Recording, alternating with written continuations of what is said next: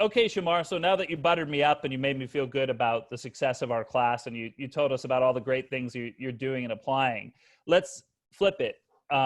What couldn't the methods course prepare you for in your first year and a half? What do you wish we had done more of? What weren't you quite prepared for? What wasn't valuable to you? You know, things along that line. Sure. There's one thing in particular that I've been struggling with um, last year and this year, and I think while the unit plans have been excellent, like I just mentioned, that was probably the thing that I pulled the most. Um, those were really great for when it came to curating like my own units.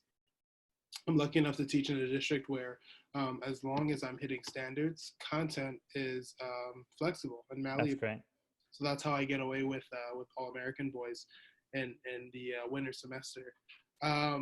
However, I think what would have been great in the methods course is not only curating our own units, but some instruction on how to take what's there and and kind of weed out the not so great and put some personality and other of our stuff into what's left.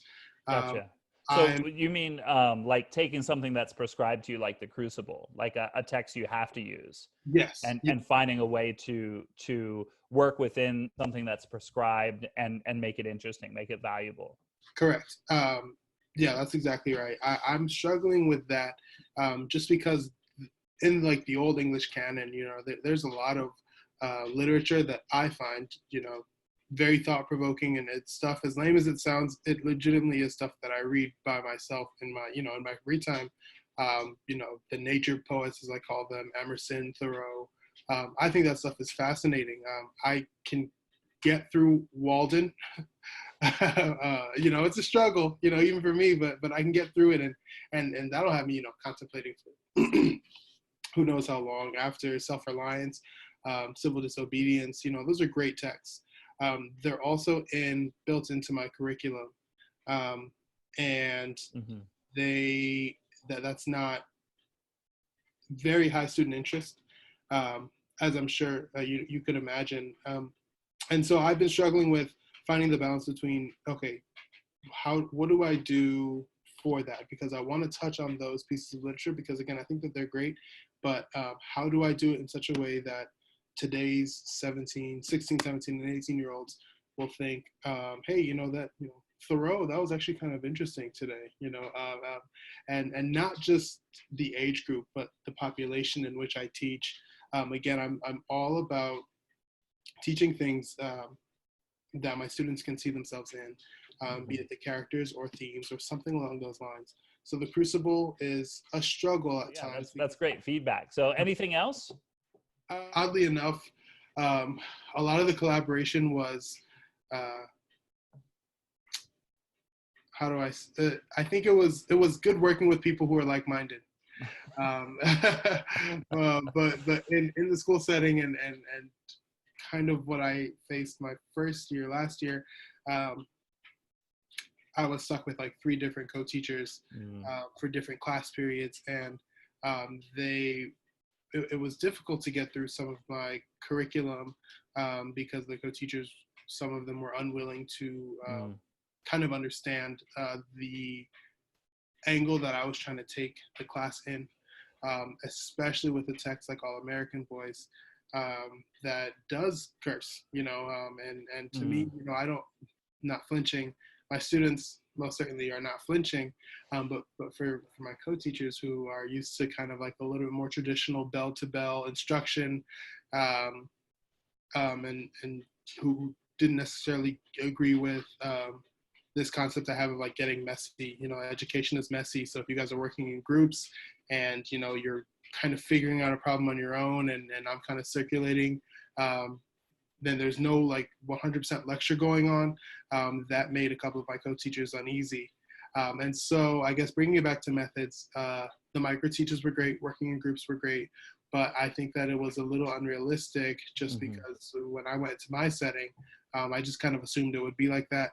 And such was not the case. Yeah, absolutely. Yeah, that's a tough one to simulate in the methods course. But yeah, besides cursing, tell us more about what were some of the alternatives to the bell-to-bell instruction that you were trying that you encountered resistance on. So I have a policy in my class that I call it capital Y your time, capital M my time, and I didn't come up with this. My senior high school teacher, senior English high school teacher, this was his policy, and he was kind of the guy who made me think about joining the educational world to begin with, and so he did this thing where out of a 50-minute class, we would do class things for probably 37 to 40 minutes. And the last 10 were what he would call capital Y your time. And so if a student was struggling with an assignment, during your time, they would come up, and that's where I would, for that specific student, reteach. Or if they had math homework and they had math next class period, then they could take capital Y your time and finish their math homework. And he kind of made us a bargain that way. And I found that for me as a senior in high school, I was a lot more productive. I would break it down in my head to where, okay, well, for 40 minutes, I'll do English. And then for the last 10, I can catch up on, what other class I have missing, or if I had nothing to do, then for me back in high school, that was a great solid, 10-minute nap.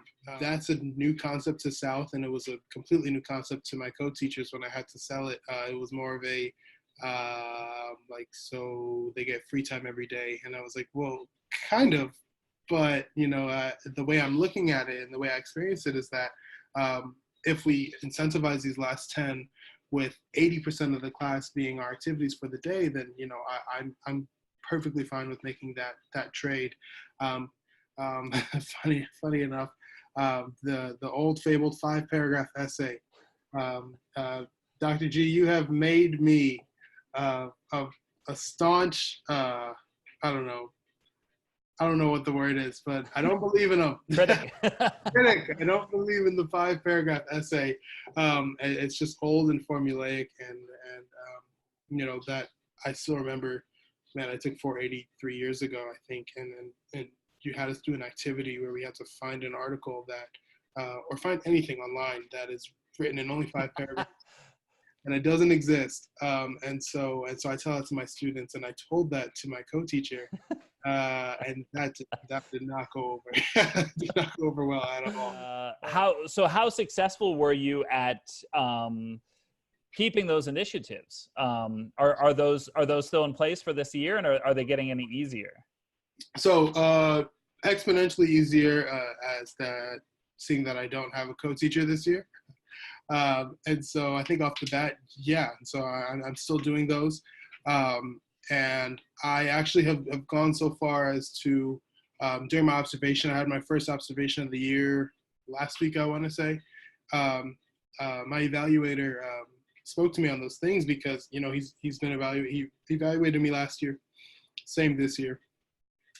And it was great because we opened up a dialogue about it. And so he was able to kind of see where I'm coming from with it and actually agree, and it kind of was like, well, you are in control of your own room, and as long as I know that